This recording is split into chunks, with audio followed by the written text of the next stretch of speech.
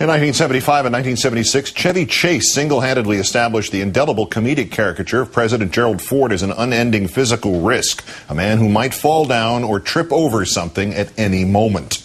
Last winter, Saturday Night Live established a meme of a media in the tank for Barack Obama, which promptly begat a conversion of the Clinton campaign into a serious version of that same martyrdom, and has, in a kind of political grandchild, the nonstop whining of the McCain campaign about media bias, even though most of that seems to benefit its own candidate. Our number one story in the countdown, public ridicule as a critical political component.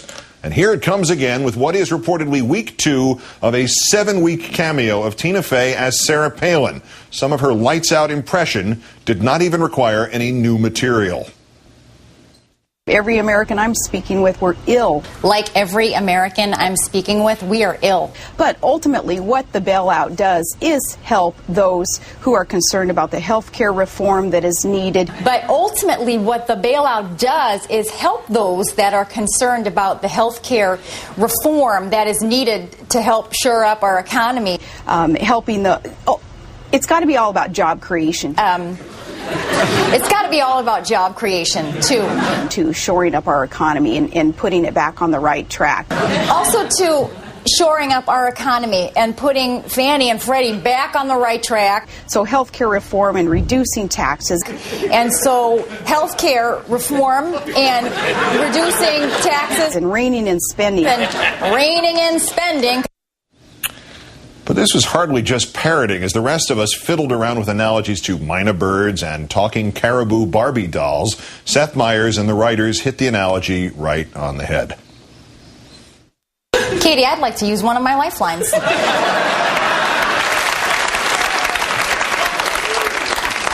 I'm sorry? I want to phone a friend. Let's turn now to Emily Heil, who writes the Heard on the Hill column for Roll Call, the newspaper of record for Capitol Hill. Thanks for your time tonight, Emily. Glad to be here, Keith. Satire is one thing, but as big a laugh as anything else in that sketch was the word-for-word from Governor Palin's interview with Katie Couric. Is that the lowest it can get for a politician when your serious words, with almost no embellishment, bring back cascades of laughter?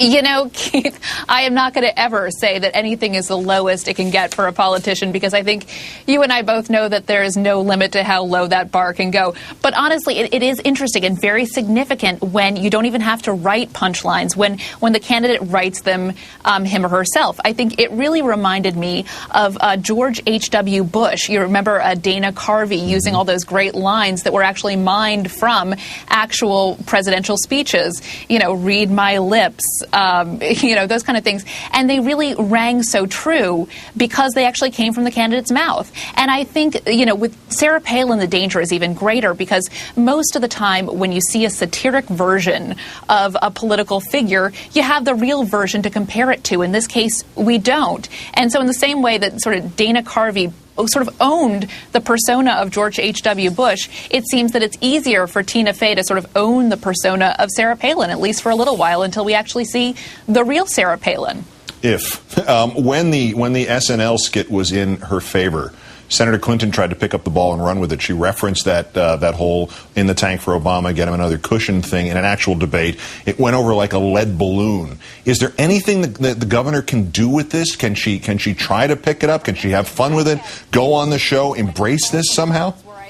Well, I'm really not in the business of giving advice, but I think there would be probably a big upside to her sort of going along with the joke. It's so much better, I think, from a public perspective, to be in on the joke and not to be sort of the butt of it. And you see John McCain doing this to some extent. He makes old man jokes every now and then to sort of blunt the impact of the jokes that are inevitably going to be made about him. So it's sort of that way of giving a wink and a nod and sort of owning that joke, as opposed to just being the sort of clueless victim of it. So, maybe we'll see, the real Sarah Palin appearing alongside Tina Fey. It might be a smart thing for her to feel like she's in on the joke instead of just the butt.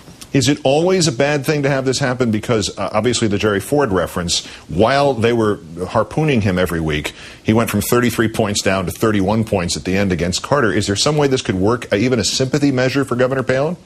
Well, you know, that's a great point, Keith. It very well might. And it depends on the audience. I think for some people, you know, being the butt of a joke from the, you know, elite, liberal Manhattan folks, maybe, you know, that's sort of a badge of honor as opposed to being a bad thing. People might rush to her defense, particularly if she does better than, you know, a lot of people are expecting her to in the debate. So this may be actually a badge of honor and not a bad thing. People might actually sympathize. Yeah, at this rate, the way expectations are going for Thursday night, if she's still standing at the end of 90 minutes, she will have done better than people expect. Emily Heil, columnist for Roll Call. Thank you, Emily. Glad to be here, Keith.